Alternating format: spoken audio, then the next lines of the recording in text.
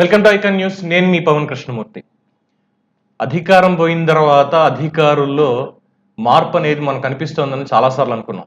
So ఇప్పుడు కూడా చాలా స్పష్టంగా కనిపిస్తుంది. అందులోనూ వివాదాస్పదమైనటువంటి అధికారులందరూ కూడా ఒక్కొక్కళ్ళుగా వెళ్ళి చంద్రబాబు నాయుడు గారిని కలవాలి అని చెప్పి ఆశిస్తున్నారు, భంగపడుతున్నారు. ఎందుకు ఏంటి అనేది అందరికీ తెలిసినటువంటి సంగతే.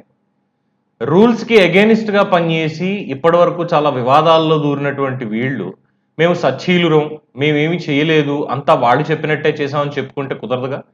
వాళ్ళైనా వీళ్ళైనా రూల్స్కి రూల్స్గానే పనిచేయాలి.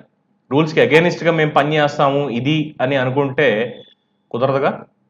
సో మొత్తం అందరూ కూడా ముఖ్యంగా సిఐడికి సంబంధించినటువంటి వాళ్ళు, సిఐడి ఆఫీసర్లు, ఐపీఎస్ ఆఫీసర్లు కొంతమంది వెళ్ళి కలవాలనుకుంటున్నారు. అందులో భాగంగానే సీనియర్ ఐపీఎస్ అధికారి కొల్లి రఘురామిరెడ్డి, ఇంటెలిజెన్స్లో పనిచేసినటువంటి కొల్లి రఘురామిరెడ్డి చంద్రబాబు నాయుడు గారిని గౌరవపూర్వకంగా కలవాలి అని చెప్పి ప్రయత్నాలు చేస్తున్నట్టు. ఆయన ప్రయత్నం జరుగుతుంది, తప్పదు.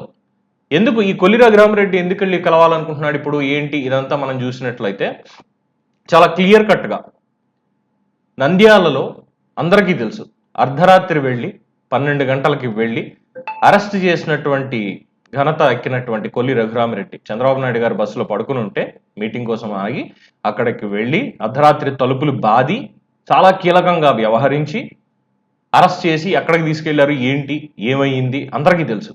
ఎవరు ఆదేశాలు ఇచ్చారు అనేది అనవసరం, ఏం చేశారు అన్నది ఇక్కడ చాలా ఇంపార్టెంట్.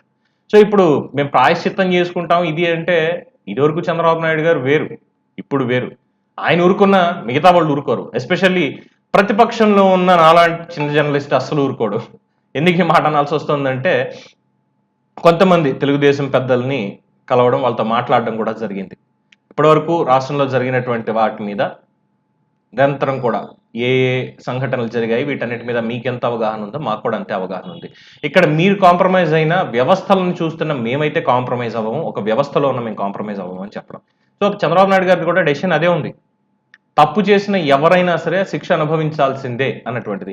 సో వెళ్ళి మర్యాదపూర్వక భేటీతో చంద్రబాబు నాయుడు గారిని కలవడానికి వెళ్ళిన కొల్లి రఘురామిరెడ్డిని సెక్యూరిటీ వాళ్ళు నిరాకరించారు. కలవడం కుదరదు అని చెప్పి. సెక్యూరిటీ వాళ్ళే డైరెక్ట్గా ఫోన్ చేసో, పోయి ఆయన పిఏకి ఫోన్ చేసో, ఇంకోటి చేసో, సార్ ఫలానా ఇది ఇలాగా నేను ఒకసారి మిమ్మల్ని కలవాలనుకుంటున్నానంటే కుదరదు అని చెప్పే అవకాశం ఉన్నా లేకపోయినా అసలు సెక్యూరిటీ వాళ్ళే ముందు అలౌ చేయట్లేదు అనేది ఇక్కడ చాలా సుస్పష్టం.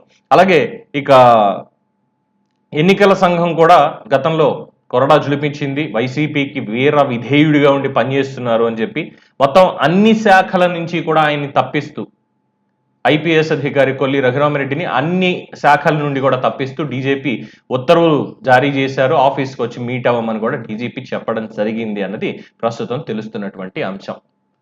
ఇక క్యూ కడతారు, వరుసగా ప్రతి ఒక్కళ్ళకి క్యూ కడతారు, అందరూ చూస్తారు ఏ అధికారి ఎవరెవరు వెళ్తున్నారు ఏంటి అనేది ఫర్దర్ అప్డేట్స్లో చూడండి. సో ఈ మొత్తం ఉదంతం కొల్లి రఘురామిరెడ్డి భవిష్యత్తు ఏంటి ముందు అనే దాని మీద మీ అభిప్రాయం ఏంటి అనేది కామెంట్స్ రూపంలో తెలియజేయండి. చూస్తూనే ఉండండి ఐకాన్ న్యూస్. నేను మీ పవన్ కృష్ణమూర్తి.